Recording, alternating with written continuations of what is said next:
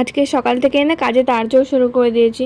আসলে হচ্ছে আমার না কম্পিউটার কিনেছিলাম আমি আগের বছর, তো হচ্ছে মনিটরটা না খারাপ হয়ে গেছিলো, তো তারপর থেকে না পড়েছিল, সারানো হয়নি।